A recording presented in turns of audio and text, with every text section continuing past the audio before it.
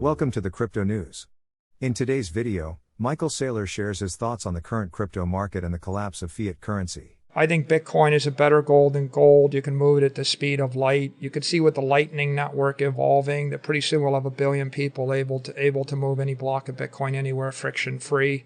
And so Bitcoin is digital money for the 21st century. Gold was metallic money for the 19th century. So I just think if you believe in sound money, then you should do yourself a service and you ought to sell your gold and you ought to buy Bitcoin, because Bitcoin is sound money for the 21st century and gold was sound money for the 19th century. Just that simple. You got to take a 4-year or longer time horizon. Bitcoin is outperforming everything in 2, 4, 6, 8, and 10 years. It's just that simple. What you want to do is get rich slowly, not get rich quick. And that means that the time-tested technique for investment is you buy high-quality, scarce, desirable property and you hold it forever. And you just got to figure out what is scarce and desirable and high quality. I don't hate on the gold people. I wish they wouldn't hate on me. It's not I don't get the idea. The point I'm trying to make is you want to give music to 1 billion people, give them free digital music. And if you want to give money to 1 billion people, give them digital money. And if you want to give education to 1 billion people, give them digital education. And I love the Steinway piano, and I love a gold watch, and I love MIT in the classroom. But you got to go forward. You can't go back if you want to make the world a better place. If anybody looks at what I've said consistently since September of 2020, what I've said is Bitcoin is scarce, desirable property, and I intend to hold it forever. For the rest of my life, I'm not a speculator. And what I've also said is if you're in a collapsing currency environment, you should have negative working capital. You're better off to have debt than to have equity. And what's happened in the past 2 years is currencies have collapsed. You were better to have debt than equity. When I told people that I like mortgages, the mortgage rate was 2.7%. Mortgage rates nearly doubled, and if you had a chance to take a mortgage at 2.8% and you waited till the mortgage rates went to 5.2%, the cost of your home just went up by 80%. So paying off your home with cash is probably not a good idea when mortgage rates are cheap. Holding cash that's losing 20% of its value is not a good idea. The blue dollar rate is 300 pesos to the dollar. I keep pointing this out. So I think what some people just want to find something skeptical or critical to say, but telling people that they ought to buy desirable things and take cheap money to do it and hold it forever is simply the way that you preserve generational wealth, and it's worked that way for a long, long time. It still works that way. So I don't apologize for saying I like cheap mortgages, and I don't apologize for saying people should buy Bitcoin. Everybody can decide how much Bitcoin they want to buy versus how much land versus how much art versus how much whatever else they want to own. 2 years ago, Bitcoin was $10,000 a coin, and since I started, gold is down 15% and Bitcoin is up 100%. So for everyone that has the time horizon more than 2 years, your choice is lose 15% of your money or double your money. And if you have a time horizon of less than 2 years, you can't reasonably think of yourself as an investor. You're just a trader or a speculator. If you always adjust it to be less than 2 years or less than a year, then you're always a speculator, right? If you're an investor, you're taking a 4-year time horizon or a 10-year time horizon or a 30-year time horizon. So it's much more... Any advice you're giving to someone for 2 months is just trading advice, and I don't give anybody trading advice. We've been in a recession since March of 2020.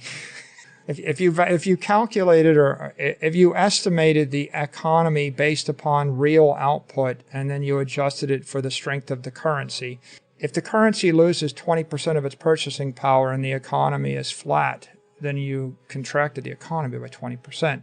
So the currency's lost 40% of its purchasing power in the past 2 years. If the economy grew 5%, you're down 35%. So yeah, we're in a recession, but I'm not a macroeconomist, and I don't really care to engage in the debate about what is the definition of a recession or not. Right? It's above my pay grade. The dollar is the strongest medium of exchange in the world, and so it is strengthening against other currencies, but the currencies are the weakest store of value. The foreign currencies are weak store of value assets. So foreign currencies are collapsing. South American currencies, African currency, Sri Lankan currency, Middle Eastern, Turkish currency, Lebanese currency, Russian, Ukrainian currencies. Russia, I guess, doing better because they're tied to commodities. But I think that you've got a basket of strong currencies that be pegged to the dollar, and they're losing 15% of their value or more a year against scarce assets. And then you've got weak currencies that are losing 15% of their value against the dollar, right? If we look, the South African Kruger rand, the Korean won, the Great British pound, the euro, they're all down 11 to 13%.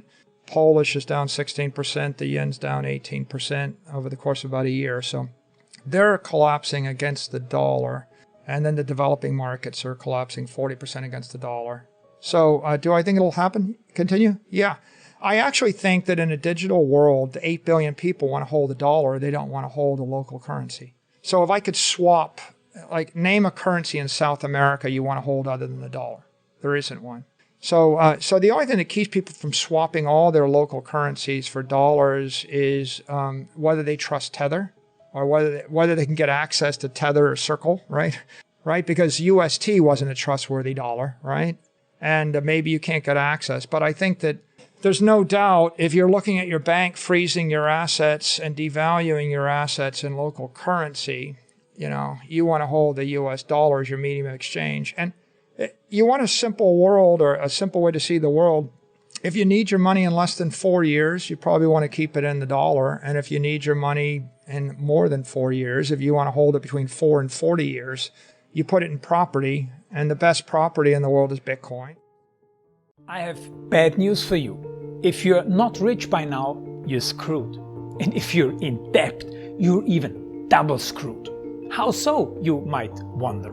Well, the sad truth is that you're working your whole life to make someone else rich. The mega corporations, the banks, the politicians, everyone is getting richer. They get your money. And what is even worse, they get your time, they get your life. You are not even in a rat race, you're in a financial prison. But what could a solution for you look like? Honestly, I don't know, but I know what a solution for me would look like. It's very simple. I use whatever money I have and I multiply it with 1,000. This could make my life much easier and probably yours as well. If you have $1,000 available and multiply this with 1,000, I believe that this could solve some financial issue for the one or the other. Of course, if you're ugly, you would have to multiply it with much more than 1,000. My name is MicroStrategy, and this is what I decided to do. I decided to 1000x my money. This is not a joke. I know what you may be thinking. What is this guy talking about? How should this work? This is not possible. Well, I made a detailed video where I laid out my plan.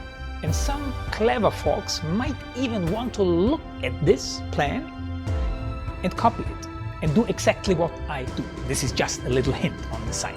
You have two options. You leave, you forget what you have seen. You do whatever you're doing and you hope that somehow you get some other results. Good luck with that. Or you click the link below the video. You enter your email address because I'm not showing this to everybody. You at least watch my video on how I plan to 1000x my money. The choice is yours. Make the right choice. Join me. See what a different future you could have. See at least how I intend, how I plan to do the 1000x. So click on the link below, enter your email address, and I see you on the other side. Your MicroStrategy.